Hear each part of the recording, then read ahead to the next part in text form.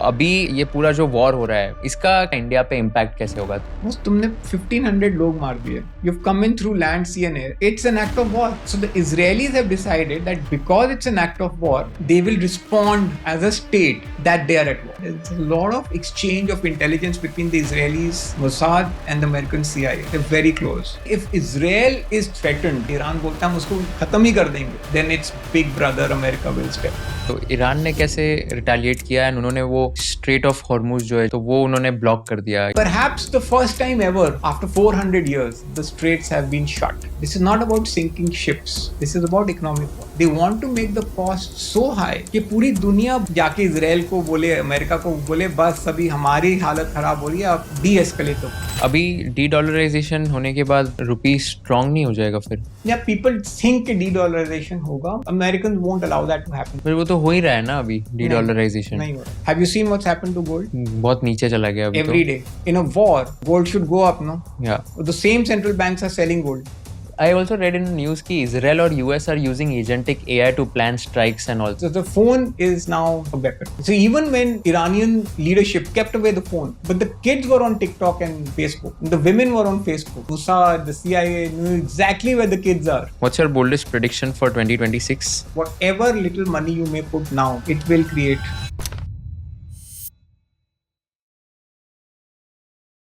India is currently the fastest growing large economy in the world, and if you want to take real benefit of this growth story, investing in Indian businesses and companies is non-negotiable. Whether you're already investing in markets or just starting your investing journey, Grow is one of the platforms to do it. Grow's interface is very clean and intuitive. Here you can trade stocks, mutual funds, ETFs, IPOs, bonds, even commodities, all from one app. Portfolio tracking is also very structured. You can see performance, understand sector allocation, and get a complete breakdown of your investments in just a few tabs. And because of this simplicity and trust, Grow has become India's largest stockbroker today. Check out the Grow app today for more details and stay tuned for this entire episode of Conversation with Kushal. अपने last podcast पे मेरे को याद है एक चीज आपने बोली थी जो काफी वायरल भी हो गई थी ट्विटर पे भी and across all social media, that जिस साल टेररिस्ट अटैक होता है उस साल वो कंट्री का GDP is hampered by 0.5% and investment growth is hampered by 2%. तो अभी लेट्स से ये पूरा जो वॉर हो रहा है पूरा यूएस, ईरान, इजराइल एटसेट्रा, इसका क्या इम्पैक्ट होगा जीडीपी पे एंड इन्वेस्टमेंट ग्रोथ पे? And let's just take a step back and try to understand कि ये चालू कैसे हुआ था एंड कौन सी कंट्रीज इसमें इन्वॉल्व है एंड इसका इंडिया पे इम्पैक्ट कैसे होगा. तो आज के पॉडकास्ट में मुझे पूरा डीप डाइव करना है कि क्या ये वॉर सिचुएशन हो रहा है एंड इंडिया को क्या इम्पैक्ट होने वाला है इससे. So let's start from first principles. तो क्या हुआ एग्जैक्टली यूएस और ईरान के बीच में, ये कब से शुरू हुआ and then what's happening right now? Yeah. So a lot to cover, Kushal, because अगर डीप डाइव करें ना तो you asked me a 50-year question. जितनी मेरी उम्र है, 55 की मेरी उम्र है और 50 का तेरा सवाल है. That's how big. People don't realize. They think it's a 5-week problem. It's actually a 50-year problem. And I just want to also set the tone by explaining through you to all the viewers कि बस geopolitics and economics अब अलग-अलग नहीं है. अब वो intersect करते हैं. As is now very clearly visible, whether it was COVID, which in my opinion was a bioweapon, whether it is the Russia-Ukraine war, because, that's the war still going on, whether it is Operation Sindhur, or whether it is the current US-Israel-Iran war. I've just said 4 things, but it's very important to understand that event kahin pe bhi ho raha hoga, it will have impact on local economy and local capital markets. And that is why I'm glad, Kushal, that we are having this conversation, because it has a direct linkage to people's portfolios also. But then now we step back and now I come and I'll try and explain कि ये big picture में हो क्या रहा है, and then finally what does it mean for portfolios. So the backstory is जो अभी हो रहा है is the end of what I call, or what is technically called as state-sponsored terrorism. ये वो हो रहा है. What is state-sponsored terrorism? State का मतलब a, a structure which runs a country officially. That's a state. And a state is sponsoring terrorism, but never admits it. And now what is happening is Israel and US have said, okay, even if you do not claim it, even if you do not acknowledge it, we know that that's what you do, and we are bringing an end to it. Exactly what India did with Operation Sindhu. They said कि boss Pahalgam में जैश मोहम्मद नहीं आया, हरकतुल मुजाहिदीन नहीं आया. It is state sponsored, Pakistan sponsored ISI elements or Pak soldiers came there. Exactly what Israel is saying to Iran after 7th October 2023 wala attack. That the biggest, largest terror attack in the world, amongst the largest attacks, was in 2023, where 1,200 Hamas soldiers went into Israel and killed 1,500 Israelis. That's how big that attack was. And they took away 300 hostages. So now I want you to think hard about this, Kushal. When 1,500 people are killed, अगर 1,500 लोग मार दिए और 1,200 लोग हथियार लेकर land C and air से आते हैं, वो टेरर अटैक है या एक्ट ऑफ वॉर है? When does it stop becoming terrorism and when does it become an act of war? बस तुमने 1,500 लोग मार दिए. You've come in through land, sea and air, come most well prepared. It's an act of war. So the Israelis have decided that because it's an act of war, they will respond as a state that they are at war. And the Indian government has done the same thing. Today, the policymakers in the government and the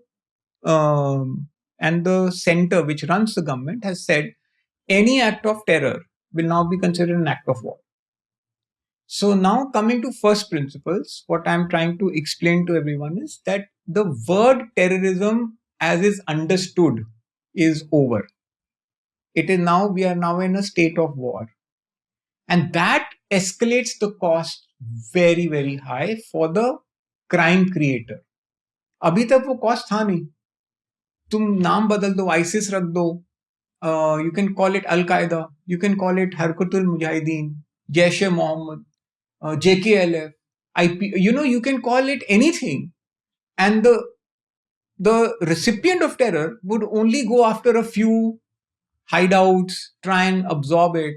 But now the costs have increased many, many fold. So a standing army of 21 lakh soldiers in the Indian Army has said that the next time something like this happens, we treat it as an act. For the other side, that means their military installations will be attacked as were attacked in Sindhur. Their air bases will be attacked as was attacked in Sindhur. For Iran, it's complete decimation. Some 8,000 targets have been hit. People don't realize how ferocious the attack on Iran has been. They have decimated everything. So leadership se lekar military establishment tak sab almost doesn't exist. Obviously, they're hitting back. So I want to set the tone by saying, actually, through this pain, Kushal, we are headed to one of the most peaceful eras mankind will ever see. Because 50 साल का terrorism का business model is coming to an end.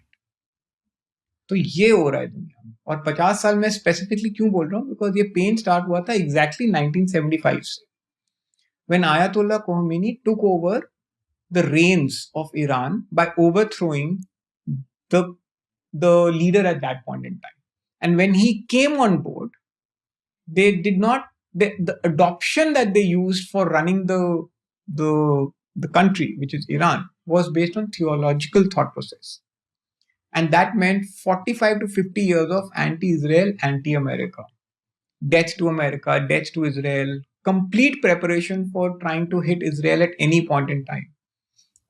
People don't remember this, but in Beirut, there was a building in which 289 American soldiers were living there in that building. That was bombed. All soldiers died. This is about 20 years ago, 18 years ago. There was a American ship called USS Cole that was docked outside, I think, Yemen. There's a small boat came, bombed it, 18 soldiers died. ऐसे करते करते करते करते इतने incident हो गए हैं, and then finally 2023. That's when these guys said, "Abhi bas."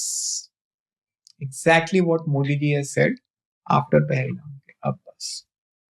तो ये बैक स्टोरी है. And as a result of this, what is happening is that you have now the full state power going after state terrorism. So इसमें फिर कोई आगे पीछे नहीं. That means you decimate everything once and for all so that this does not create problems again. Now look at the problem for the Gulf. They're all Islamic nations.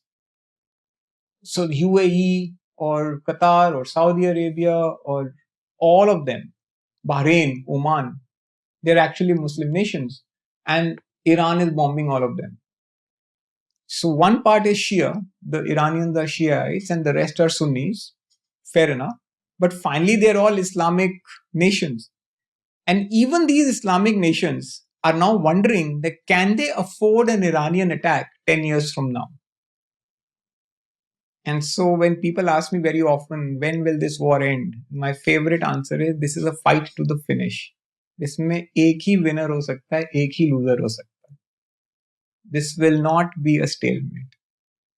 कौन winner होगा आपके हिसाब There से? is no doubt in my mind that only that side will win, which is anti-terrorism. And in this case, that's Israel. Terrorism cannot survive. So whichever country is on the side of stopping terrorism, that side will win. And this is not a moral answer I'm giving you. I'm giving you an answer which is practical for humankind. You cannot have that model running forever. And I do think that the Israeli power and the American put together, this is an Israeli war being fought along with the Americans. This is not an American war. This is an. So आप बोल रहे हो ये Iran और Israel का main war है और इसमें यूएस इन्वॉल्व हो गया. So ऐसा है, कभी कॉलेज में were you ever bullied? या स्कूल में? स्कूल में हुआ था ना 8th स्टैंडर्ड में. हाँ? 8th standard What did you do then? मैं तो टीचर के पास गया, कंप्लेन किया और बोला उनको कि मेरा बुली हो रहा है. फिर टीचर ने क्या किया? उसको डांटा सामने वाले स्टूडेंट को. कम हो गया? हाँ, थोड़ा कम हुआ बट बंद नहीं हुआ. कितना बंद कैसे हुआ? बंद बाद में, मतलब मैं फिर रिटेलिएट किया थोड़ा मैंने. कैसे किया? वो मेरे को बोलता था मेरा होमवर्क फिनिश कर, मैंने बोला मैं नहीं करने वाला, जो करना है कर ले अभी. एंड बस मैंने फिर खत्म कर लिया, मतलब रिटेलिएट किया. You had to retaliate. Yeah. It didn't stop till you didn't retaliate. Yeah. Let's go to what is true for Kushal is also true for the world. Finally, a bully, you pushed back. First, you got a principal. In this case, the principal is America. The higher order, no? So the principal helped you out. But finally, you had to step in and say, okay, you cannot bully me constantly. And then the guy stepped back. Exactly what is playing out right now. The Israelis have taken the help of the Americans. And that is why I was very clear when I said that this is an Israeli war. They will finish it off once and for all. And go to any extent that this bully does not get up again. I don't have personal grudges against Iran or Iranians. I have a grudge against terrorism. And any state that supports terrorism cannot win. So you are saying US and Iran are supporting terrorism? No. So, Iran is supporting terrorism. Okay. The US is helping Israel fight it out. The US has also been a recipient of terrorism. 9/11 happened on their soil. Then they went after Iraq. फिर उस 9/11 के बाद America पे एक भी terror attack नहीं हुआ है. 20 साल हो गए हैं उसको. After 9/11, not a single terror attack. So you have to fight your way out. तो यूएस इसको अभी कैसे डील कर रहा है? US is helping Israel in this case. So why is US helping Israel, and why in the first place US got involved in this, and इसका impact Indian markets पे कैसे? So for that you have to understand that the Israelis and the Americans are almost joined at the hip. बहुत close relationship है दोनों का सदियों से, because the Jewish community है, and I don't want to kind of identify like I'm not no racial comments out here, but and I mean it very nicely, that the Jewish community is a very powerful community in America. Whichever large investment banking, Wall Street company, manufacturing, IT, AI, whichever company you look at, they're virtually owned, run, or promoted by people with Jewish origins. And so the Jews, the Israelis, have support in America on both sides of the aisle. The Democrats also support them and the Republicans also support them. And ये बहुत पुराना relationship. And also what one must understand, that there's a lot of exchange of intelligence between the Israelis, Mossad, and the American CIA. They're very close. And so finally, if Israel is threatened with obliteration, कि Iran बोलता है हम उसको खत्म ही कर देंगे, then it's big brother America will step in. So look at it as if the big brother has stepped in. It sent its fleet, and America has something that the Israelis still don't have. What are these? This is a GBU-57 bunker buster bombs. They can go 70 meters deep through granite and stone and then destroy everything 70 meters. So वो जो tech है, वो tech bomb is not the tech. Flying it across oceans and then delivering it with precision, that's what the Americans. So to destroy the nuclear capability of Iran, Americans had to get involved, because finally the Iranians were threatening US also.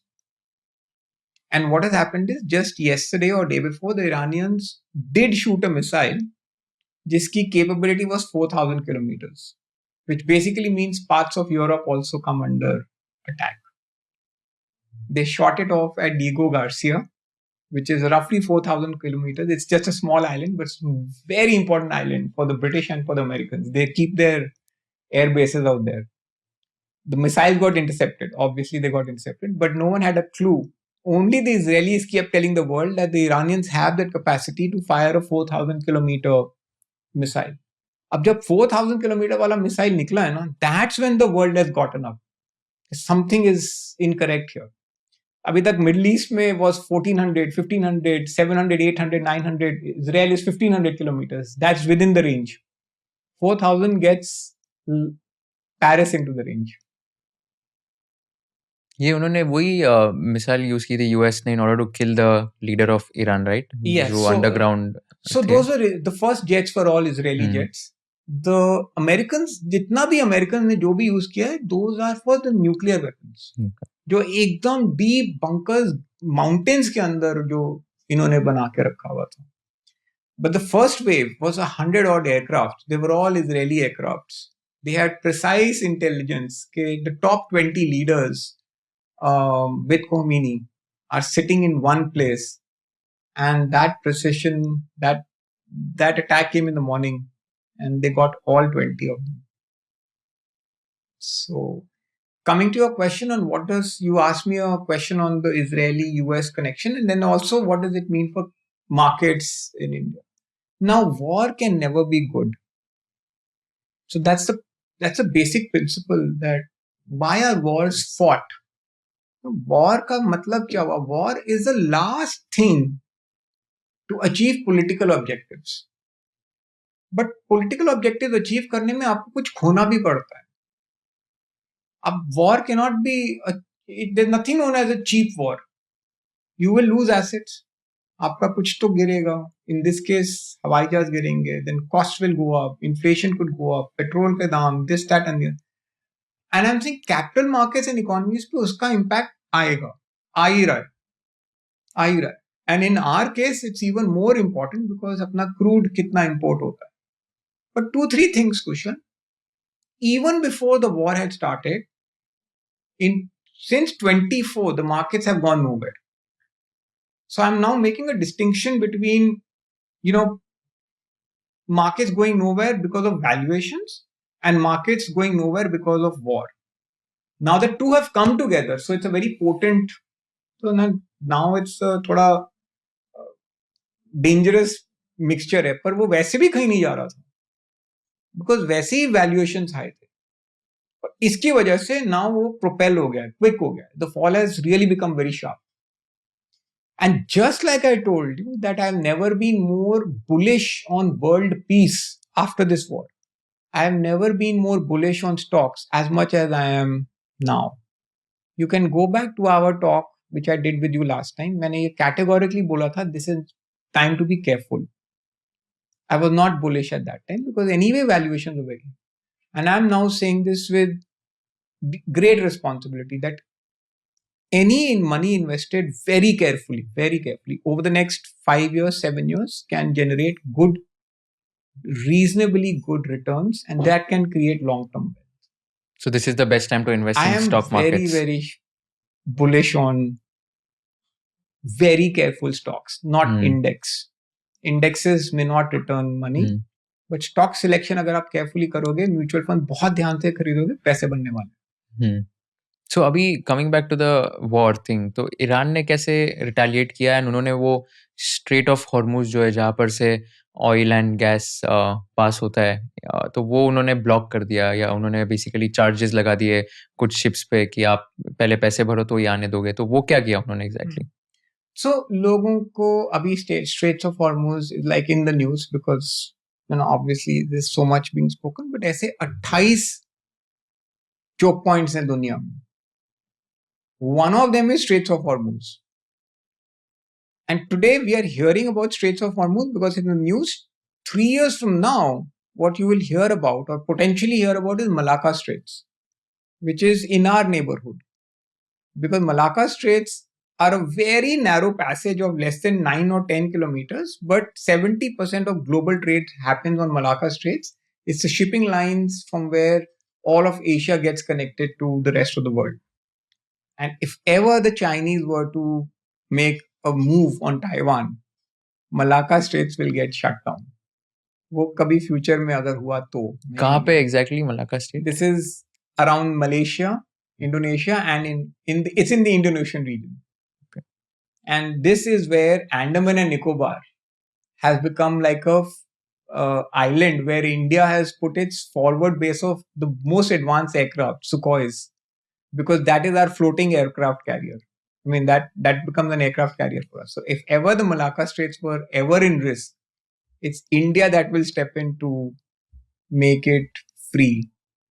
Coming to your question on Straits of Hormuz, it's a vital passageway of, first principles. Let's go back a little bit before I answer this.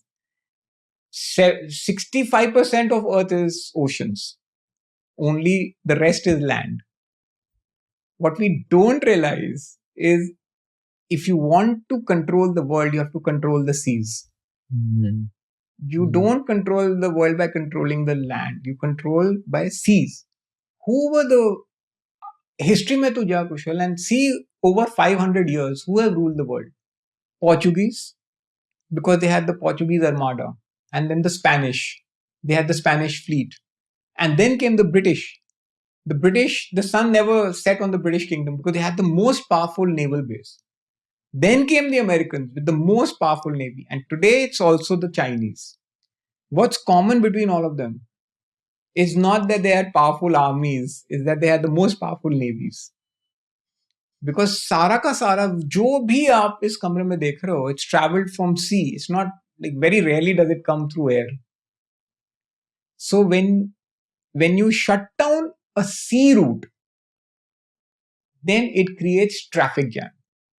It is like saying from here, if I want to go across from Lower Parel, यहाँ से अगर मेरे को मान ले one India bull जाना है और वो बीच वाला ब्रिज बंद हो जाए, so shut down हो गया. So you have to find an alternate route, and Hormuz is responsible for shipping lanes primarily for oil and gas because Middle East का जितना भी oil आता है, it takes that route. There is another route through the Saudi Arabian route, but because this is so short, people tend to take the Straits of Hormuz. Now the problem with that is it's very narrow at a particular point. Its width is only 21 kilometers, and Iran controls that 21 kilometers because it comes within Iranian territorial waters. ऐसा नहीं है कि वो मतलब there is something known as it's in my territorial waters. So ये उनके territorial waters में आ जाता है. That is why they control it. And so perhaps the first time ever after 400 years, the straits have been shut. because Iranians have now come to the conclusion that they want to retaliate. And this is economic warfare. This is not about sinking ships. This is about economic war. They want to make the cost so high कि पूरी दुनिया बोले कि बस अभी जाके Israel को बोले, अमेरिका को बोले, बस अभी हमारी हालत खराब हो रही है, आप de-escalate the war. Because if the gas prices go to $120, $150, imagine what will happen to inflation, interest rates, prices, fertilizers, urea, etc. So this is economic warfare happening. Having said that, please don't think that this was not known to planners. They think that, if they're going in for war, they must have figured out case Hormuz can be shut. They must have figured out that karna kya hai. So the planners have already thought this 10 times over. Now the thing is, just yesterday, I think the Iranians have said Straits of Hormuz is open for everyone except for the enemy. And who's the enemy? Israel and US. दोनों को Straits of Hormuz से कोई लेना देना नहीं. America is an energy producer and Israel doesn't get its oil from the Middle East. It gets its oil anyway from the US. And so US कहाँ से लाता है? US is a net producer of energy now through fracking. They've been spending decades in fracking. When जब Trump power में आया तो उसका favorite word क्या था? Drill baby drill. You remember? So they've been drilling. They've been using fracking. They become a energy 75. आज 2026 है ना. अगर ये 76 होता तो जो भी आज अमेरिका को देख रहे हो बिल्कुल उल्टा था. Net energy importer was in a very fragile position. Today it's in a very strong position. Parts of it is also because they become an energy net producer बन गया है. तो उनको नहीं Straits of Hormuz का उनसे कोई लेना देना ही नहीं है. They are least interested in it. They are only here to finish the Iranian capability once and for all. Israelis also don't need it. It's us, and more than us, it's the Chinese who need it. 90% of Chinese oil comes from Iran and through the Straits of Hormuz. So what the Iranians are saying, that they allowed Indian ships, they allowed 3 Indian tankers to go through carrying gas. They're allowing Japanese ships to go. They're allowing Chinese ships to go. They're allowing all the ships to go. So maybe this is a solution, that you allow some ships to go, you don't allow some ships to go. So overall, Straits of Hormuz cannot be shut for too long. So why they are allowing ships to go then? अगर उनका main objective ही यही था कि मतलब इन countries को basically फिर impact आ जाएगा because oil ये लोग import नहीं कर पाएंगे या तो expensive हो जाएगा. दुनिया को थोड़ी दुश्मन बना लेना है. Which is the country that is talking to both Israel and Iran? India. So Prime Minister Modi has spoken to the president of Iran and is very close to Netanyahu. Now you cannot shut. Yes, diplomacy भी एक चीज होती है ना. You can, and who's supporting Iran with arms, ammunition, satellites, missiles? China. So you cannot shut them out, no. So what I'm saying is, in the world of diplomacy, you have to play your cards carefully. You have to keep some friends. And so the straits may be open, and I'm not saying this will happen, may get open for some nations, may not. But I don't see them shut for too long either. That cannot happen. But in this case, then do you think Iran will win because उन्होंने फिर Strait of Hormuz को बंद कर दिया and then global trade is stopping and then US or Israel will then stop the attacks and in that case Iran का main intention वही था, right? No, see what they're doing ना. ये तो ये कर रहे हैं. एक तो ये कर रहे हैं. दूसरा they have destroyed parts of Dubai. वो भी economic warfare है. Even if you don't hit Burj, if you aim at Burj, the city that was built on total security, so reputation to उड़ गई ना. And they've obviously gone and hit some serious stuff. They've hit gas plants in Qatar and Bahrain. मारा तो है. It's all form of economic warfare. क्यों attack किया Iran ने ये सब गल्फ कंट्रीज पे? To make it very expensive for the same thing, that if you hit me, I will hit others. Imagine your capacity. At best, what can you do? It's a form of terrorism. Na? You cannot retaliate because हमारा तो सारा structure ही खत्म हो गया है. So what can you do? You can put a drone into Qatar and Bahrain and Oman and Dubai and this, that and the other to make it expensive for those nations. But they're not stopping.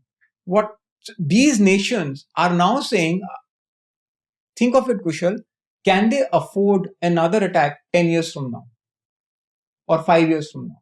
So suddenly the Muslim nations, the Middle East will come together and say, finish this once and for all. Just start here.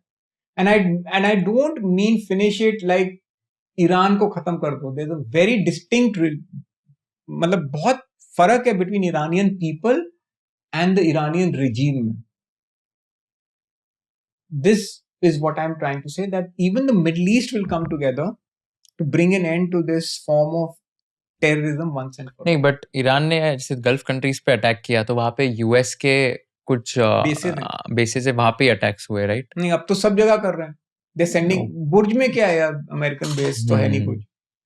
But the middle east is, look at the irony, look how ironical this is. पूरा जो middle east है is defended by Americans and Israelis,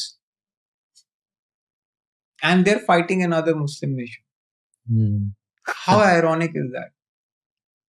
That relationship also became, why would the Americans come to defend the Middle East? You have the question to ask is, why did they come there in the IQ? Whom were they fearing? They were fearing the Iranians only, no? Or who you were? So I think the point I'm trying to make is that this is not a war that you see as of today. इसका genesis बहुत लंबा है, 45-50 साल का genesis है. It's been building and building. No other president has taken the effort or the decision to bring it to an end.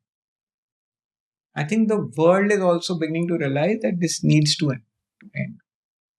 तो India इसमें किसके साइड से फिर? ईरान, इजराइल, यूएस, किसके साथ? हम हर उस साइड पे हैं जहां पे टेररिज्म का खात्मा होगा. So basically US and Israel. Yes. And this is where things get very interesting for India, that we are, in spite of that, we still deal with Iran because we purchase oil from Iran. So we can't purchase that from Russia because US ने मना किया है कि Russia से नहीं करें. Russian oils. तो अभी रशिया से इंपोर्ट कर सकते हैं. कर दिया है. बट वो भी लिमिटेड टाइम के लिए ना. जितना भी करना है करते रहो यार. ये ना अभी क्या होगा, now suddenly because of the war you can not be dictated कि तुम 30 डेज के लिए ले लो, 31st डे पे बंद कर दो. Energy resource for 140 crore people is not a joke. It's not, ये कोई टैप थोड़ी है कि स्टार्ट किया start.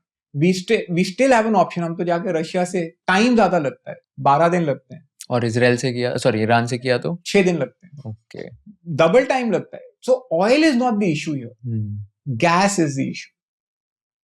Can you elaborate? Yeah, so getting oil, crude oil, you will get from Russia. But our big source of LNG and LPG and CNG was Qatar. That comes through Straits of Hormuz. उसमें पंगा है. Because gas producers में क्या था?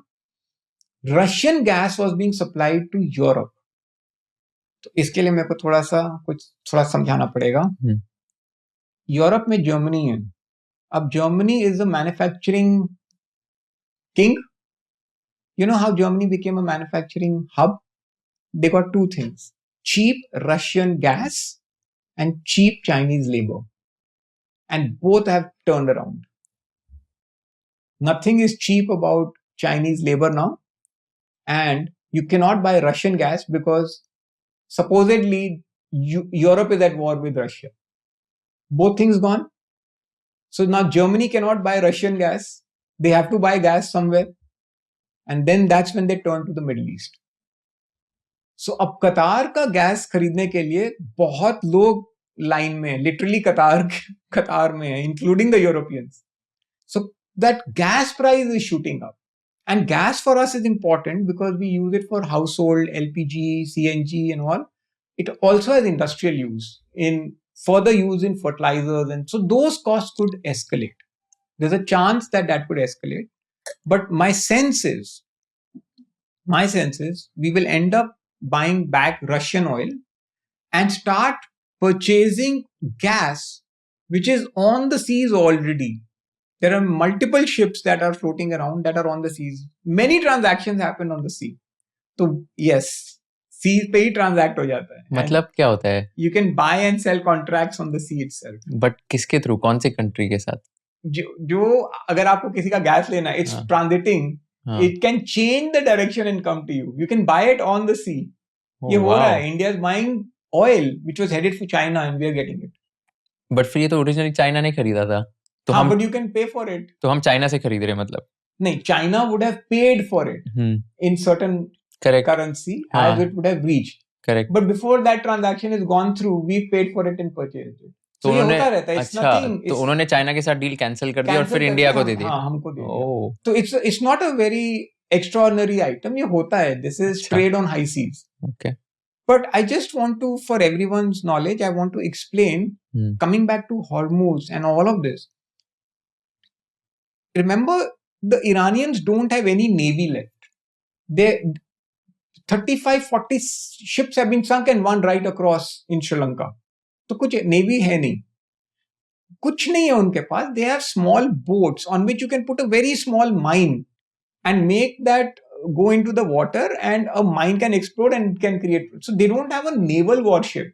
They have these very crude dinghies and very small, like a fishing boat पे तुम bomb डाल के भेज दो उसको पानी में, it can explode. Even that can be sorted. But what people don't realize is that for everything you need insurance. Even when you take the gaadi out for a drive, you need insurance. So these are shipping vessels called VLCC, very large very large capacity liners, whether they carry oil. They can only transit if they have insurance. In normal times, insurance cost is 0.02%. There's no war risk. 0.02% of the value of whatever you're carrying. Okay. At war, it can go up to 1%, 1.5%, 2%. So something that was $20,000 can go to $1 million.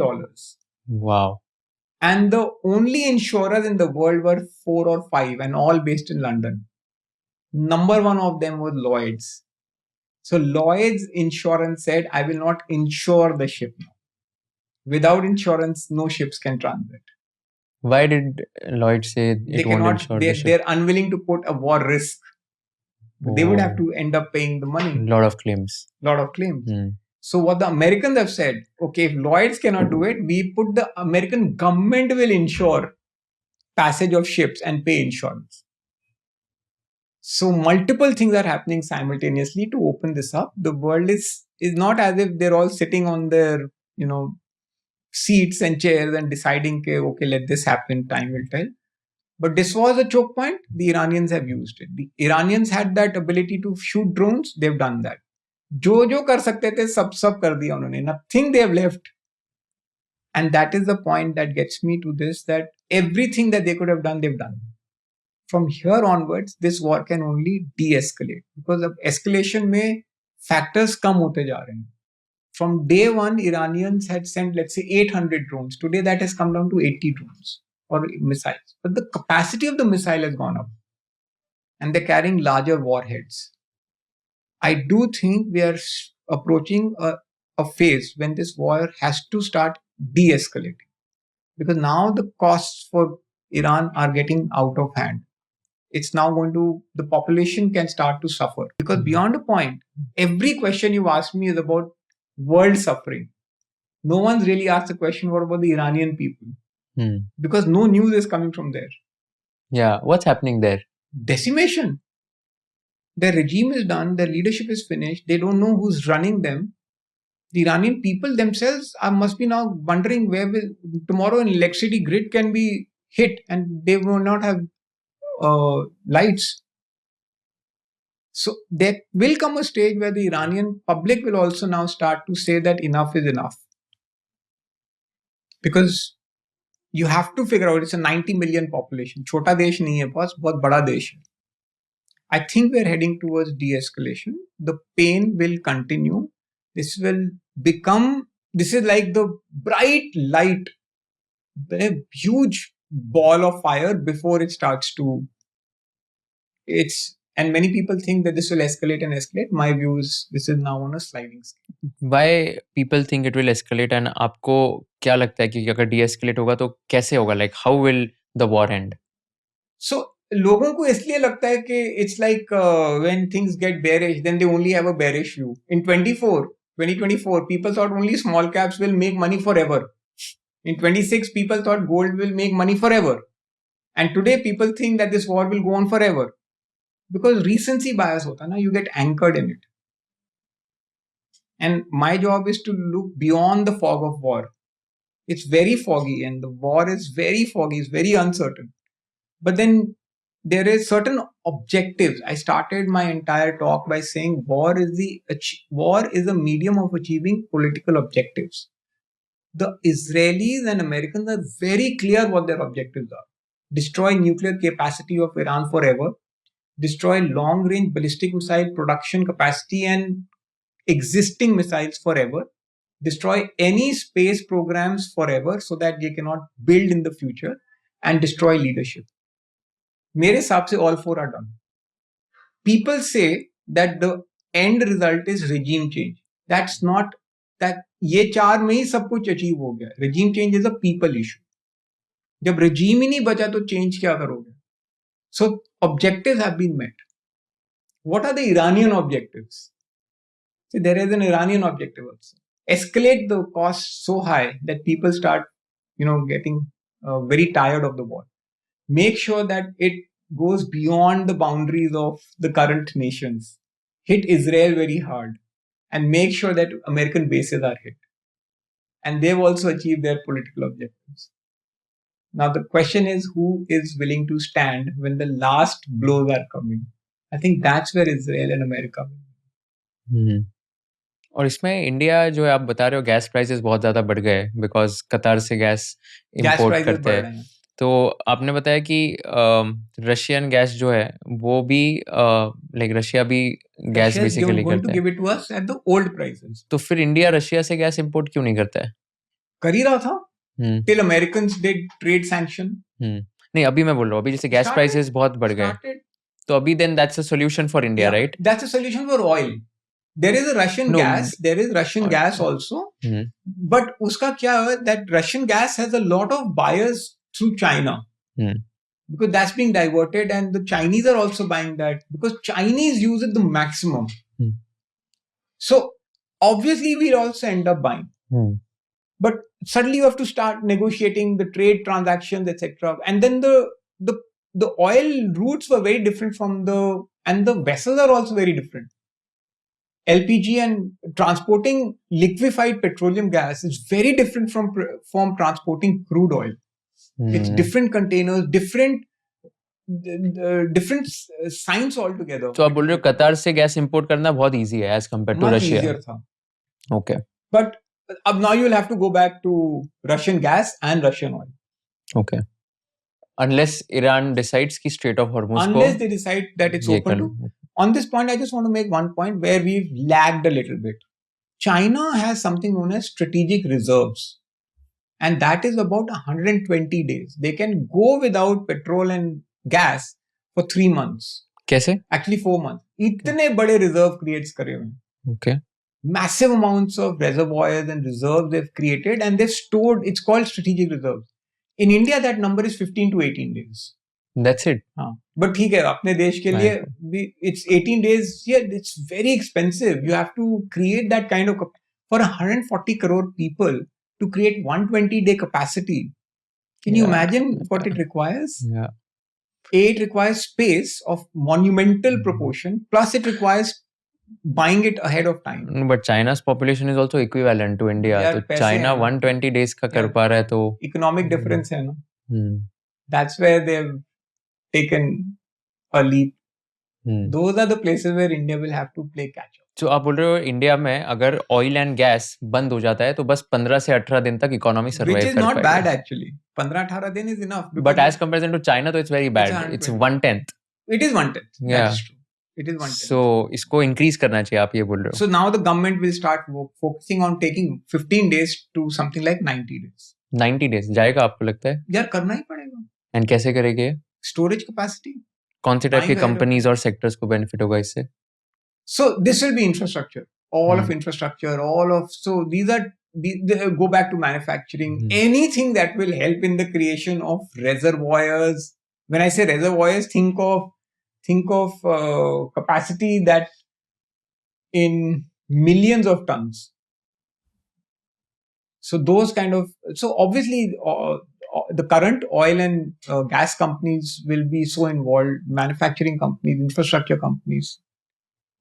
And I do think, why do you think the names like, I mean, you'll have a lot of role to be played by the frontline companies, Adanis and Ambanis. And इसमें आपको लगता है कि जैसे India अभी temporarily Russia से oil and gas import कर रहा है, but going forward the solution has to be कि ईरान से ही करो एंड उसके थ्रू ही लाइक इन्फ्लेशन कम होगा और कॉस्ट कम होगा? बिकॉज अभी मैं पढ़ रहा था कि क्रूड जो है it like I mean it rallied from $70-80 पर बैरल टू 120, मतलब 120 तक टच करके आया, वो वापस नीचे आ गया. बट इफ दैट कंटिन्यूज तो देन तो बहुत ज्यादा इन्फ्लेशन भी बढ़ जाएगा, इंपोर्टिंग अपना कॉस्ट बढ़ जाएगा, उसकी वजह से फिर इंटरेस्ट रेट्स बढ़ाने पड़ेंगे, स्टॉक मार्केट पे फर्क आएगा. तो क्या क्या हो रहा है, मतलब क्या क्या होगा? Kushal, have you noticed one thing? In the last 7-8 years, there's only one asset that has not gone up, which is oil. Every other asset on this planet has gone up. सिर्फ यही नहीं बढ़ा. So this was the last thing that was there and that is going up. But ऐसा नहीं है कि capacity नहीं है producer. Saudi Arabia is now producing, but फिर insurance का issue आ रहा है. फिर अगर तुम see यार, अगर if a ship is not going and you're overproducing, where will you store this overproduction? So they've had to shut down. It's not as if there's no oil. There's enough oil. It's just that passage नहीं हो रहा है. And so India and the rest of the world is buying the gas, but they're all buying the same gas, so the costs have gone up. So the Europeans are also buying, and so are the Indians, and so are the Chinese. So obviously, think that is in little less. I mean, which is now demanded by everyone. The costs have gone up, and there is a solution. Like I said, Russian oil, Russian gas. We go back to our trusted partner. But in that case, then India and US के relations थोड़े hamper नहीं हो जाएंगे अगर India Russia से करने लग गया? They themselves are saying that to ease everyone out, please start buying Russian oil. US is saying that. But this is temporary, right? ये हमेशा थोड़ी बोलेगे US. So that is why we didn't stop buying the Russian oil. Now we only reduced buying the Russian oil. Zero तो नहीं कर दिया था. एक time पे हम सिर्फ 2% buyer थे. फिर it came to 60%. 60 का would have become 20-25%. We're going back to 60. So yeah, finally you have to take care of your own population. So I'll ask you a tricky question. So India US का दोस्त है या US के against है? Because अभी बहुत बार ऐसे statements सुनने को मिलते हैं that okay, Donald Trump and Prime Minister Narendra Modi, they are talking about how can India US grow, etc. But at the same time, there is no stance of India or diplomatic stance of India when it comes to this entire war situation, etc. So India के point of view से US and India के relation, like India is a friend or enemy of US? Glad you asked that question because that's the biggest shift in policy that India has noticed. So when India became an independent nation, at that time the planners and the politicians and the thinkers made India a non-aligned country. And non-alignment का typically मतलब है that they are not friends with anyone. हम किसी के भी दोस्त नहीं है. So that ran its course. And the current planners, the politicians, and the current leadership of this nation has shifted the narrative from non-alignment. We are saying now we are strategic alignment. यानी कि अब हम सबके दोस्त रहेंगे as long as our benefits are met. So just to give you an example, America तो फिर भी easier answer है. China, are we friends or enemies?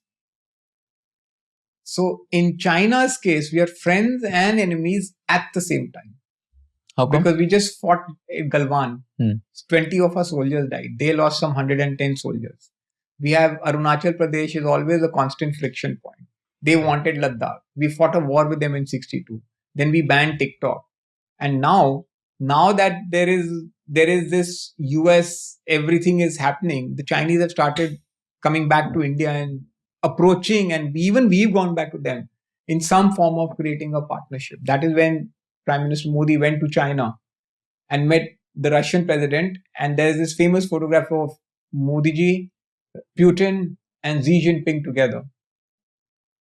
And now, just a few days ago, we've allowed investments by Chinese companies back, जो COVID के time पे बंद कर दिया था, if you remember.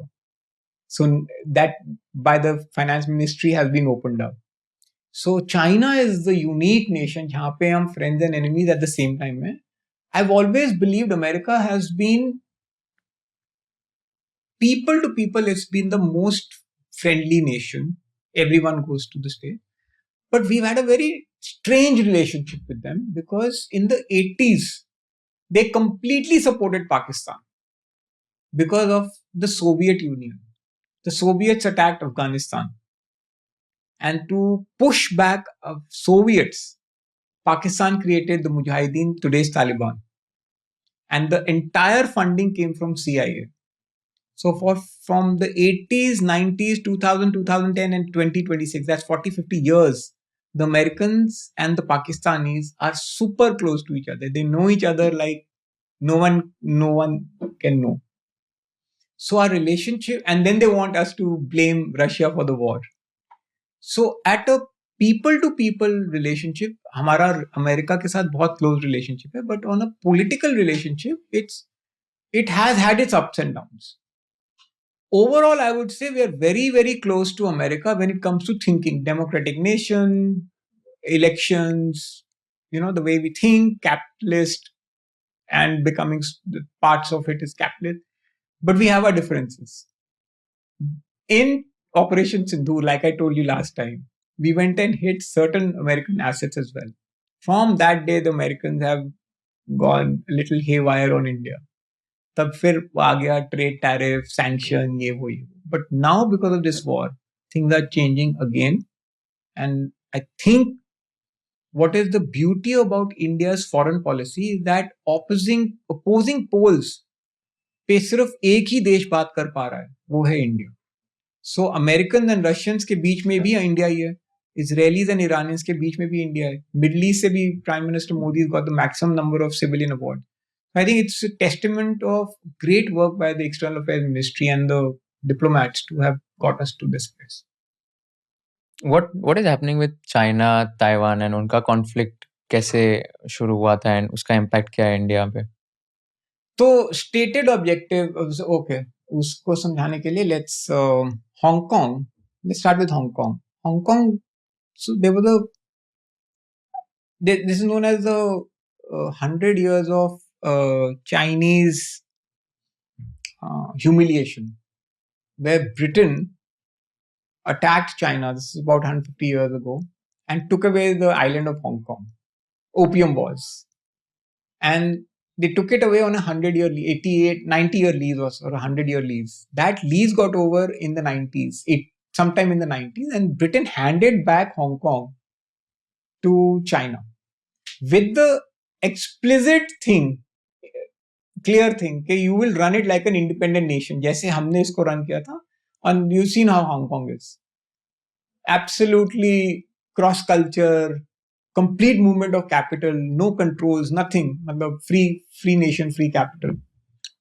But now, over the last 5 years, the Chinese have made it a Chinese country. So before I come to Taiwan, I want to share with you that in 2019, 2.5 lakh Hong Kongers, including students, came to protest against China. And those guys were like, हटा दिया उनको यार. The Chinese troops came in and overnight removed. Some people were executed and some were banned, banished, finished, jail.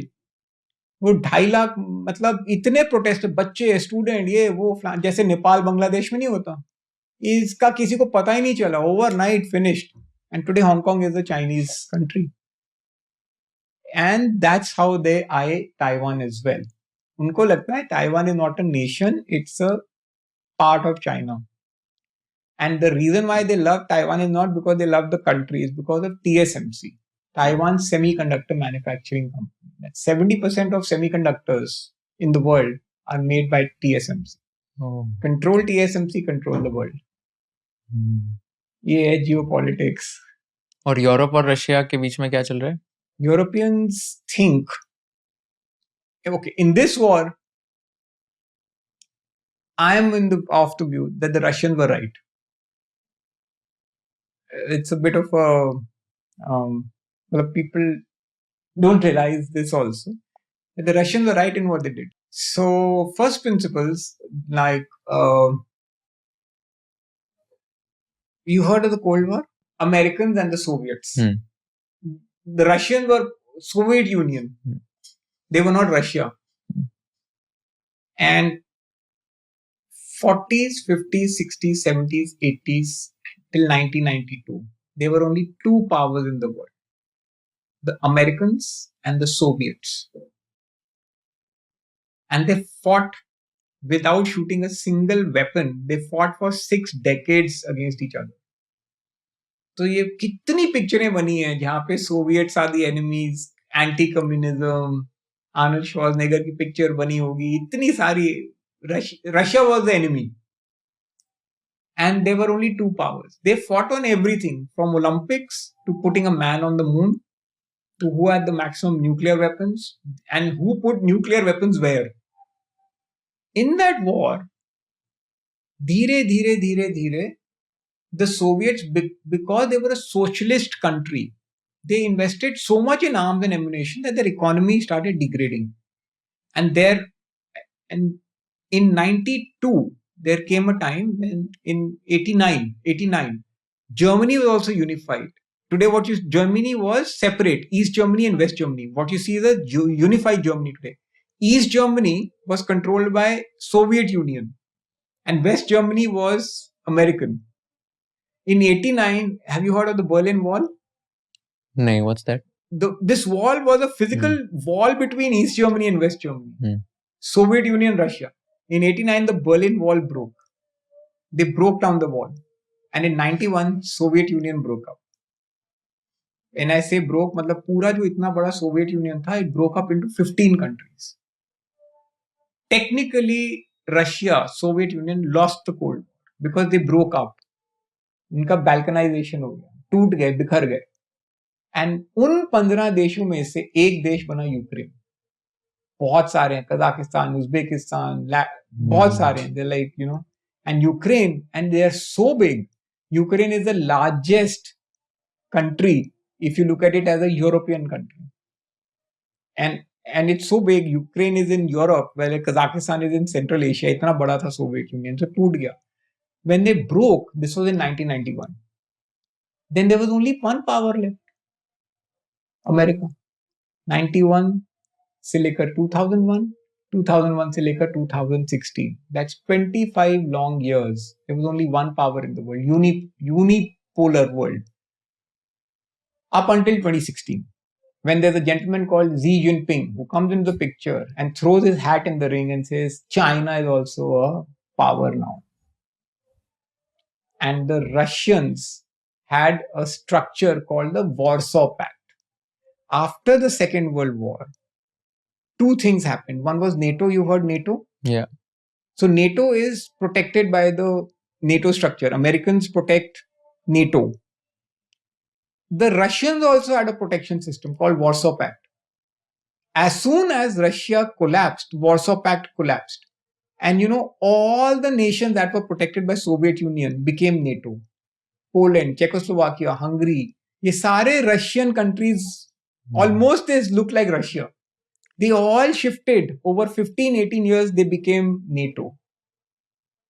And Russia kept telling America कि इनको मत लो NATO में, because then you're literally coming on my borders.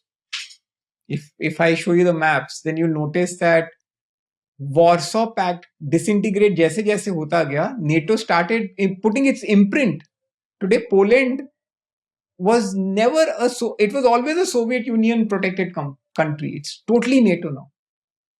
Czechoslovakia, Hungary, country after country, 15 नाम ऐसे हो गए. Latvia, Lithuania. The last country that Russia said, if you make this NATO, I will declare war. And that was Ukraine. Ukraine decided in its wisdom that in 2014 they want to become a NATO country under Zelensky. Before that, they didn't want to.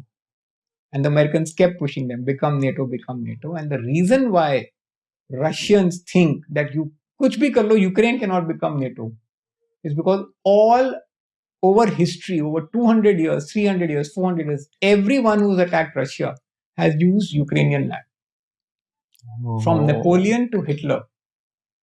from Napoleonic wars to Hitler, the only route into Russia is through Ukraine. So if you have NATO on Ukraine, that's Americans, Europeans on Ukraine, that's existential threat for the Russians. Hmm. And if you look at it from a Russian perspective, having missiles and boots of NATO is Moscow is threatened. Hmm. And that is when they decided that this cannot be allowed. And that is why I do believe that ample discussion that happened, do not do this, do not, and Americans kept expanding. And Trump was one of those who said, do not do this, do not keep expanding beyond a point, it will break up. मतलब युद्ध हो जाएगा, and वही हो गया. And उसका impact क्या आया इंडिया पे? Wheat crisis. Ukraine is the breadbasket to the world. It provides, it's a granary to the world. जैसे आज oil बंद हो गया ना, उस वक्त wheat बंद हो गया. You know, there's inflation in America. They didn't know what inflation means. Food prices, do you go and see what's happened to food prices in America? कितना है वहाँ पे? $2 की कॉफी होती थी, $8 हो गया है. Wheat के 4 प्राइस, times. मतलब people now complain, my niece and all out there, मतलब their daily खर्चा on food has gone up, unheard of. Interest rates. कभी हुआ था कि interest rates in America is 4%. Inflation कितना है अमेरिका में? 4%. But despite these price hikes. Yeah, but 4, they were 0.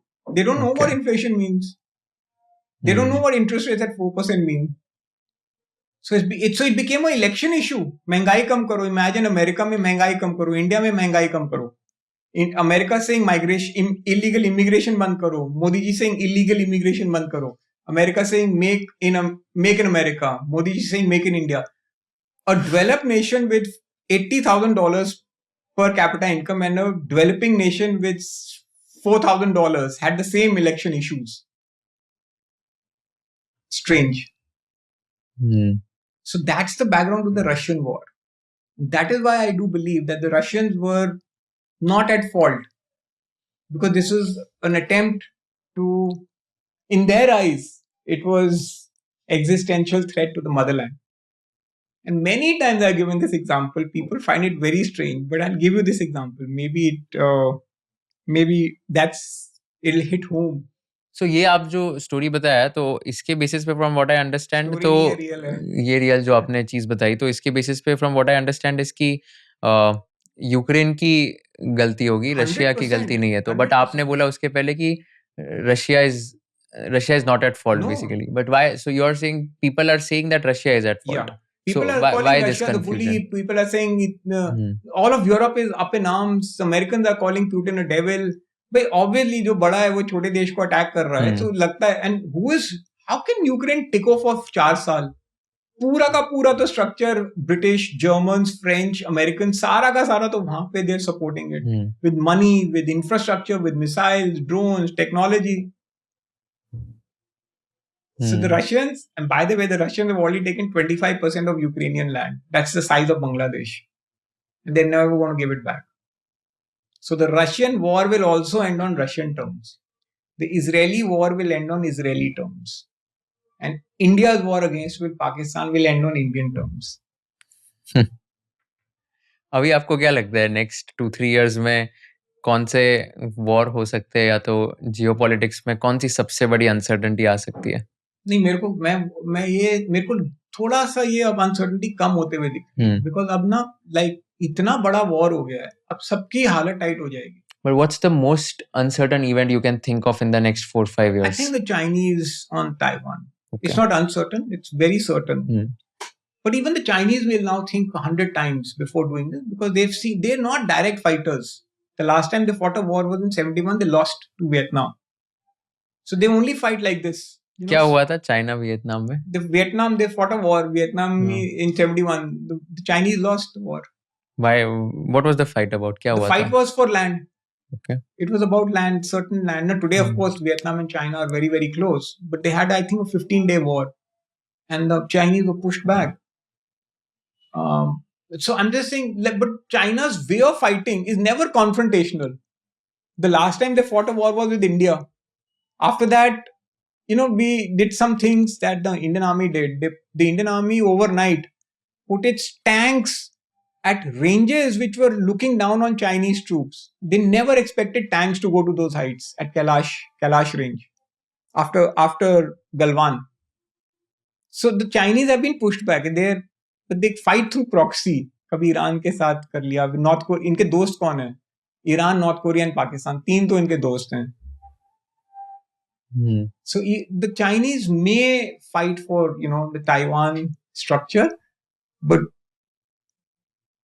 but given what's just happened, they'll destroy their economy. India की जो currency है it hit a record low on 22nd March 93.84. $1 was 93.84 rupees. तो आपको क्या लगता है India का जो करेंसी है या $1 इक्वल टू कितना होगा in the next 2-3 years basis all the global things going on? Difficult to say because it's one of those.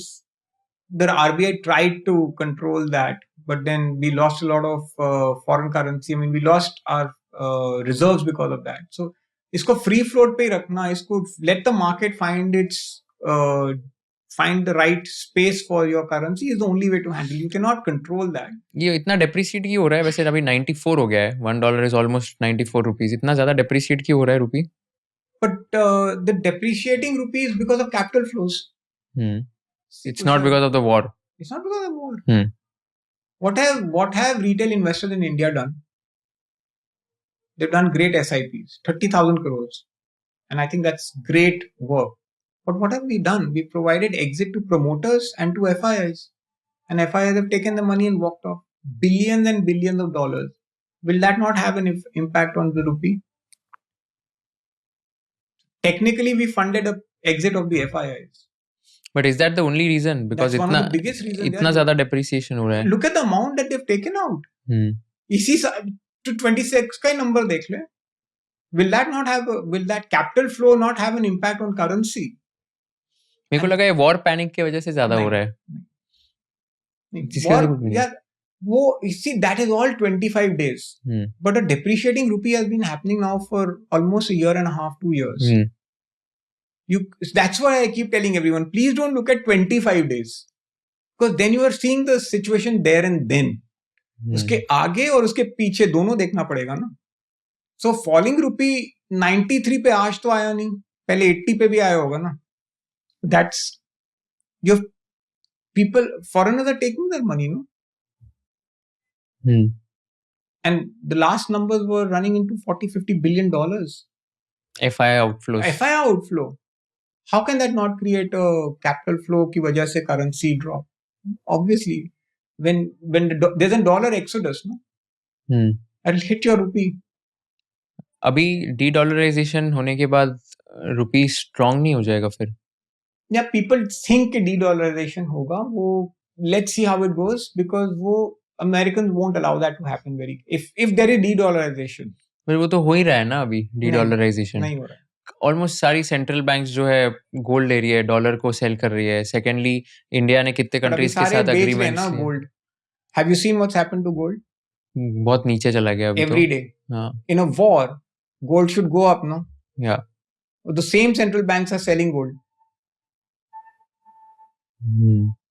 So I think the point I'm trying to make is de-dollarization is a concept which can happen, may happen, but the Americans will not allow it to happen. De-dollarization means America is finished. उनकी power ये है कि सब dollar में ही सामान खरीदते हैं. ये 70s में हुआ था. सऊदी अरेबिया से उन्होंने डील करी. इस पे I just made a reel on this the other day. They said, Saudi Arabia हम तुमसे ऑयल लेंगे, तुम हमको और हम तुमको डॉलर देंगे, तो तुम हमसे सिर्फ डॉलर में खरीदना. And they did not peg to gold. They stop pegging to gold. Stop pegging to gold मतलब? The American stop pegging dollar to the gold. मतलब how is a currency pegged? मतलब एक डॉलर के reserve पे आप अपनी currency छापते हो ना. You can not print, otherwise you'll run into inflation. That's why you buy gold. On the basis of gold, currency is printed. So they said, from today, Saudi Arabians, we will buy your oil, we will pay you in dollars, and I will not peg to gold. तो इसका मतलब है कि gold की price और फिर dollar की price are not related. Not related. और पहले वो रिलेटेड थी. Okay. And then they said, okay, fine, this तो हम करेंगे, but हम आपको पूरी protection देंगे. Your safety is our guarantee. So they started putting military installations there. Today, Americans have 200 bases in the Middle East. And then they told the Saudis कि अब हमने तुमको डॉलर दे दिए, you please buy our debt. So the same money which exited came back into American companies. And that is the power of the dollar. Every country that has tried to de-dollarize has got wiped out. Libya, Iraq, perhaps even Iran with China. So de-dollarization conceptually sounds good. I do think it's not that easy. तो आप बोल रहे हो कि dollar में ही trades हो गए मेरे आगे हिसाब जाके. से it's not easy to go away from dollar. This will not be easy. India is buying its छोटे छोटे पॉकेट में हो सकता है. India is buying oil from Russia in Indian rupees. Chinese are buying oil from Iran in yuan. But Europeans are not buying anything in yuan or anything. वो तो dollar ही कर रहे हैं. But कितने percentage of oil consumption would be from Europe versus India versus China? No, so that's roughly about China and India will account for 40%. So then in that case, INR में और yuan में अगर हो रहा है तो then better है. But oil is not the only thing that trades in dollar. Every other foreign exchange transaction, every movement of money is happening in dollars only. No, but in my point is that अगर oil जो है वो China yuan में trade कर रहा है और India भी आईएनआर में ट्रेड कर रहा है रशिया के साथ, तो बाकी बाकी भी जो प्रोडक्ट्स हो गए तो वो भी फिर ये कंट्रीज के साथ तो फिर एक ही करेंसी में होगा ना अभी. बट केवल हम ऑयल ही तो इंपोर्ट करते हैं और करते ही क्या है. तो इंडिया अभी बाकी चीजें जो इंपोर्ट करता है वो सब डॉलर में. अच्छा वो सब तो वो आईएनआर में हो सकती है ना. बट क्यों?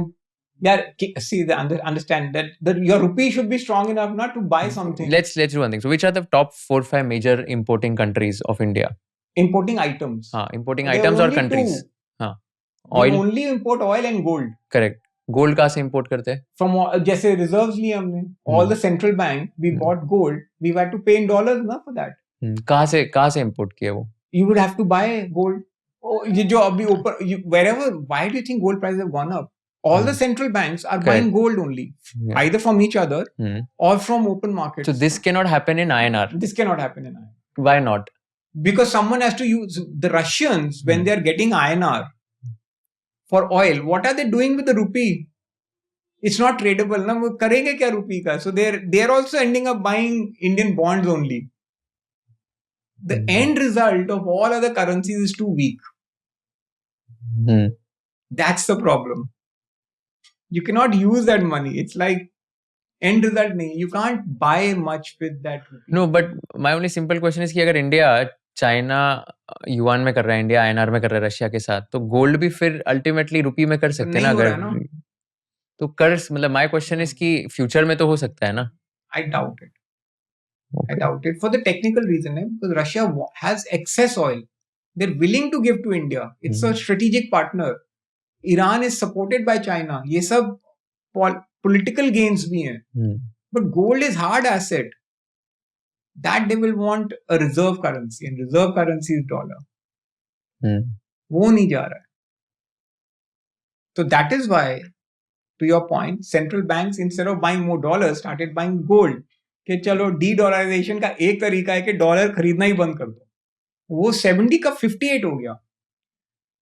वो गिरा है. 70% सेंट्रल बैंकर्स का जो होल्डिंग था वो dollar denominated bonds, American bond. ये 58 हो गया. गिरा है 12%, बट अभी भी 58 है. और ये 58 का नंबर आपको क्या लगता है कितना? ये अब इतना ही रहेगा. अब यहाँ से गिरना, बस गोल्ड खरीद लिया ना जितना खरीदना था. और अभी वापस आप बोल रहे हो सेंट्रल बैंक्स गोल्ड बेच रहे हैं. They have to fund the war. They have to buy the oil reserves. कहाँ से आएगा? तो इंडिया भी बेच रहा है क्या? इंडिया भी बेचेगा. Everyone has to fund, right? I mean, how do you think your petrol का दाम has not gone up? I think it's also because these companies, IOCL, BPCL, उन्होंने थोड़ा loss भी लिया था ना. They have taken a loss hit. Someone has to pay for it, right? Yeah. One fine day, the cost will go up. For now, the OMC oil marketing and oil marketing company will bear it, but not beyond a point. That's why now gold is getting oversold. It's exactly my point. 26 May, the only asset that was selling was gold and silver, and it will go up forever. And this is my point today also. It seems as the war will go on forever. ऐसा नहीं होता. तो अभी आपको लगता है gold and silver prices correct हो गया अभी से? I think so. Yeah, finally everything has a certain utility. And gold and silver are utilities as assets. They will beat inflation at best. Finally, equities create wealth. Gold beats inflation. And insurance is for insurance. Real estate is for a home. करते कराते it comes back to capital markets only. Yeah. I also read in news कि Israel और US are using agentic AI to plan strikes and all. तो क्या कर रहे हैं exactly ये So लोग? agentic AI, I will explain that. There's a very specialized company called Palantir. Their job through tech AI and through what is known as there's a for lack of the other word, let me say that there is communications technically called five eyes. When they put everything together, they get to know where to hit with what kind of arms and ammunition. They identify the targets to be hit. So Palantir has become the most expensive stock on this planet, apart from TSMC. Their specialization is to work with the CIA and with the Pentagon to identify targets based on data, communications, intelligence, and their own AI structures, which has figured out where to hit in Russia, where to hit in Iran. That's the job of Palantir. Wow. That's what they do.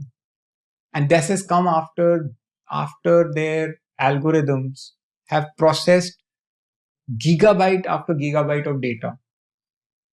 And so that can run into millions and millions of transcripts of people talking to each other. That Five Eyes is a structure where five nations have put their intelligence and communications together. There's something known as in Britain known as GHQ.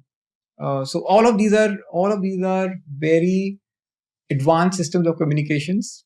Palantir has put that data, AI data, communication data, and then decided what to hit. कैसे कर पाते हैं वो लोग? Yeah, देखो, today Facebook and TikTok reveal the location of a person. तो तू अगर टारगेट है, ठीक है, but I can't get to you because तूने अपना स्विच ऑफ कर दिया है. मगर your team member has his phone on and his phone is may not even your team member's, let's say, girlfriend has her phone on. Sometime she will meet him. It'll get picked up, and sometime he will meet you. He'll get picked up. You become the target. That is what is happening. I'm just giving the most simplest explanation. Scary world we are living in. We're living in the most advanced technologies of the world. And yeah, we're living in. So the phone is now a weapon. So even when Iranian leadership kept away the phone, but the kids were on TikTok and Facebook, and the women were on Facebook. They were posting photos. Palantir, Mossad, the CIA knew exactly where the kids are. And that's when it fell. Yeah, story. So we're living in pretty interesting times. So that's how like the attack to the Iran. No, that's how Iran they knew leader that the 20 of them happened. They had advanced, like Mossad and CIA are like the absolute. So iska flip bhi hai. I've started to read a book that Hamas ka attack hua kaise. Agar tum itne advanced ho, it's called While Israel Slept. It is 15 years of deception that Hamas did and Iran did on Israel. Tab jaake ye attack ho. 15 saal of deception. They made it sound as if Hezbollah will attack from north in Lebanon. 15 साल इसको create किया. Hezbollah फौदा देखी है तूने? नहीं. नाम सुना है? हाँ, नाम सुना है. तो उसमें ना पूरा सीरीज है ये anti Hezbollah and they used to treat Hamas तो ऐसे ही है. मतलब इतना हुआ क्रिएट कर दिया हिजबुल्ला करते करते करते an attack came from Hamas. Perfect deception. But अब ये सबका बिजनेस मॉडल खत्म है. That is why I say we are entering into the most peaceful era ever. Terrorism is history. क्या है लिखा है और वो बुक में? What are some I've just interesting started reading insights? Okay, but क्या वो बोल like 15 years 15 years of deception. उन्होंने बस एक ऐसे perception form कर दिया था. perception form किया. हिजबुल्लाह इतना powerful है, 2.5 लाख लोग हैं, यहाँ से अटैक करेंगे, इसको. So they all shifted their focus to Hezbollah. Israelis had very advanced technology against Hamas also. धीरे धीरे करते करते they made the person literally doze off. I'm not kidding. They like literally made the person at the Hamas border feel as यहाँ से तो कुछ आने ही नहीं वाला है. And they were training right under their eyes. उन्होंने देखा तक भी नहीं हुआ. आप अभी भी बैंक्स में इन्वेस्ट नहीं करते हो? कौन से सेक्टर में इन्वेस्ट कर रहे हो अभी आप? Pharma, IT, consumer manufacturing. IT में क्यों कर रहे हो? ये एआई डिसरप्शन नहीं लग रहा है आपको? नहीं, but then your TCS can't be 50% drop. The largest among the largest employers in the world runs everything. You can't say it will be worth 50%. तो अभी 50% करेक्ट हो? And किसी को पता भी नहीं है. अच्छा. कुशल, can you imagine? धीरे धीरे FII outflow. But they're busy buying Nvidia. Overvalued. और ये undervalued. So अपना काम है buy undervalued stocks. Good stocks.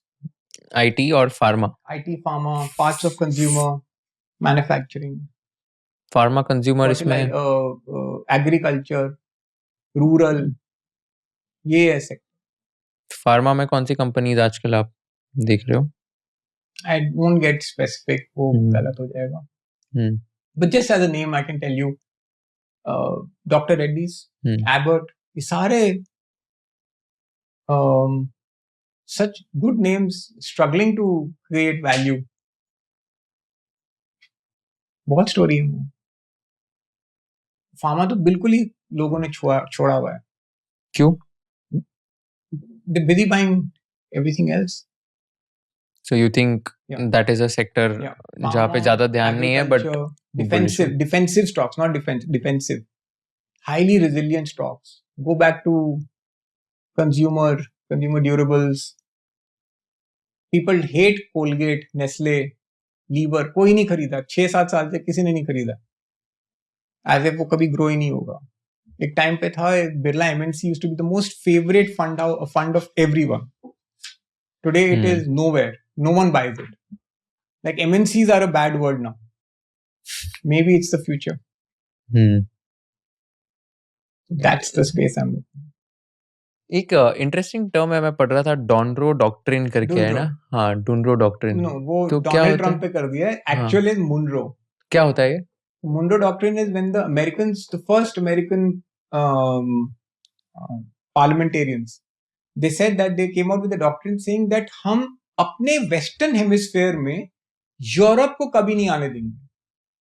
That was Monroe. मतलब वेस्टर्न अमेरिकन हेमिस्फेयर में, American and South American hemisphere में there will not be any, because America was at war with Europe at the time of its revolution.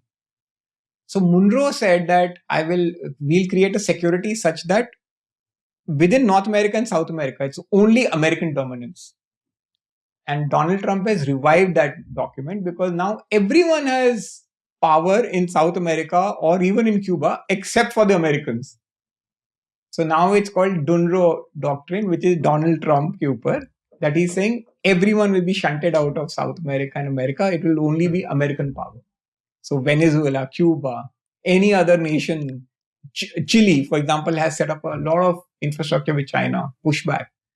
Panama Canal, ले लिया वापस. That's Donandro Doctrine. तो अभी फिर basically ये world order की अगर बात करें, so America basically wants to be the superpower, and America ही रहेगा. The president out there has decided to revive its power back, and they have enough material to make it strong. मतलब लोग Trump को ना, they treat him with disdain. उठेगा कुछ बोल देगा, which is true, but जो बोलता है वो कर देता है. He's not a fool. Don't treat him like, he just gets up and says something and the world doesn't realize. He says everything and he goes through it. Modi ji is a little different. वो कम बोलते हैं मगर सब कुछ कर देते हैं. What do you think is the difference in leadership style of Donald Trump and Narendra Modi? And give me some decisions that you liked about them and some decisions that you think could have been I better? think between the two, they are very, very focused on the emergence of their own nations because both have seen degradation. The Indians have also lost. I mean, we 12 साल पहले, like I told you, terror attacks, ये वो, no investments. We've come a long way from there. Our foreign policy has improved.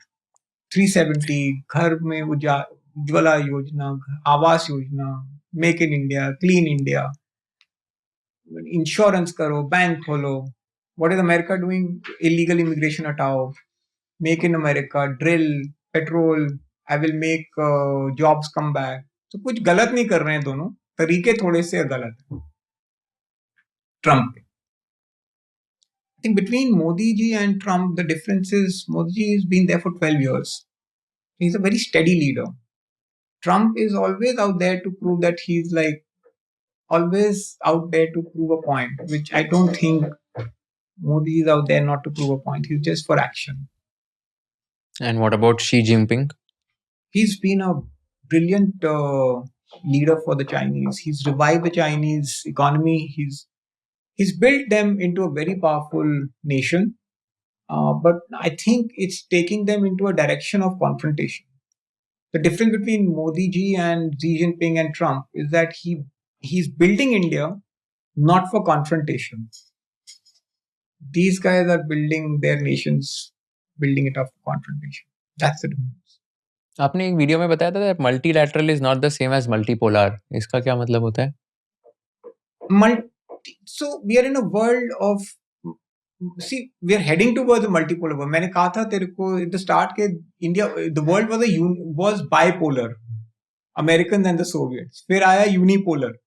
We are heading towards multipolar. There'll be different powers organization. Multilateral is how do you deal with institutions?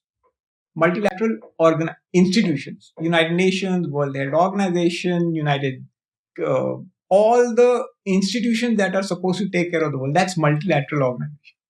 So we are heading towards being a multipolar world where there will be different power centers, and India will also be a pole in that. So India, China, US, India, China, South, the what is the thing called? There's a north and then there's a south. Everything up the line is north. So Americans, the Europeans, and then the south is everything below that. The Chinese, the Indians, Africa. The global south and the global south and the global north. The global south is supposed to lead the world for the next 40, 50 years. Exciting times coming up, peaceful times coming up, and great times for markets. So when do you think finally ये war खत्म होगा? कितने दिन लगेंगे? तो अभी आपको लगता है अगले 1-2 हफ्ते में खत्म हो जाएगा? Yeah, it's very difficult to put a timeline. जो एकदम जो होता है ना पीक तो हम पीक से अब हम डिसेंट पे हैं. Okay. जैसे कोविड का पीक हुआ था, now you're on the descending. It takes time for it to unwind. I'm difficult to put a number because I'm not a decision maker here. I'm just a reader and a researcher. I would think this should end faster than what people expected. But there will only be one winner. Yeah. What's your boldest prediction for 2026? And not for 2026, but in 3 to 4 years, whatever little money you may put now, it will create serious appreciation, provided you invest it carefully and with good advice. My boldest prediction is we are heading into a peaceful world through this war. So अगले 3-4 साल कोई भी और war नहीं होगा? यार मैं तो 50 साल का व्यू ले रहा हूँ. अच्छा, आप बोल रहे हो अगले 50 साल कोई वॉर ही नहीं होगा? टेररिज्म का नाम खत्म हो जाएगा. Oh wow. That's my boldest prediction ever. देखो 50 साल तो हो गए, अगले 50 साल कैसे दिखने चाहिए? Can that model work? No. That model is finished. I'm very excited that we are heading into a very non-terrorism related world.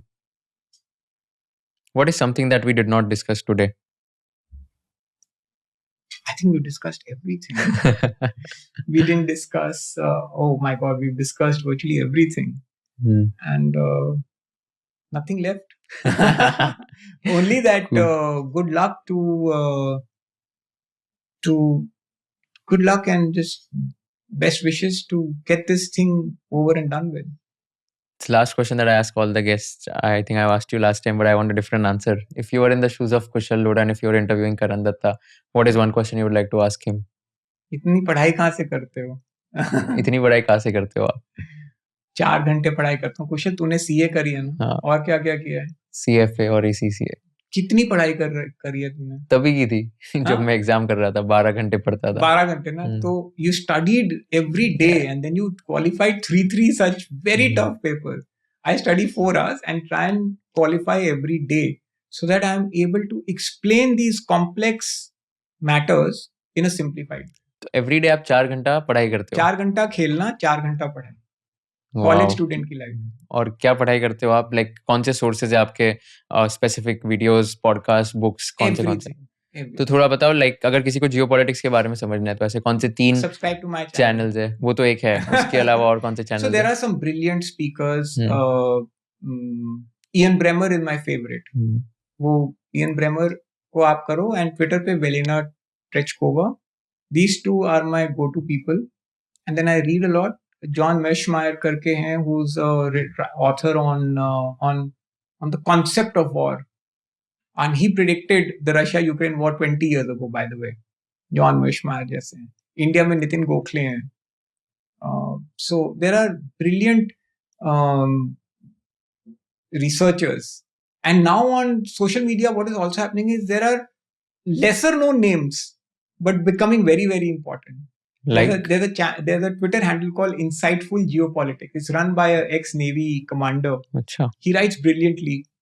So these are people I study. I listen to them. So this is not the typical people, like there is no army, no Gauravarya, no. Traditionally, people will go to those sources, and I don't mean any disrespect to them. What I'm just saying is my sources are people who research all of this in great depth and then have a view on it.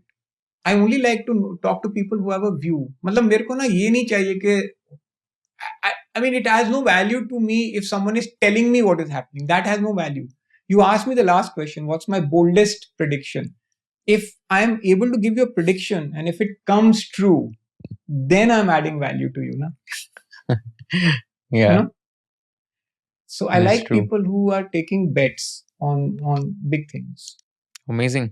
Thank you so much for doing this. बहुत मजा आया, बहुत सीखने मिला, and आपने एकदम अच्छे वे में एक्सप्लेन किया सारे wars के बारे में, क्या हुआ था, कैसे हुआ था. Would love to have a series with you every quarter or every 6 months, जहाँ पर जो भी हो रहा है वर्ल्ड में, जियोपॉलिटिक्स में, should discuss everything in detail. ये बहुत जरूरी है कुशल, because you know it's not one point in time. And last time also I was talking to you and I said maybe we should do something like a series, like every quarter, not more, not less. Yeah. Maybe 4 times a year, so that we get to know before time. Yeah. Not at that time, before time. I agree. Guys, let us know in the comment section if you want a series with Mr. Karan Datta, who is the geopolitics expert.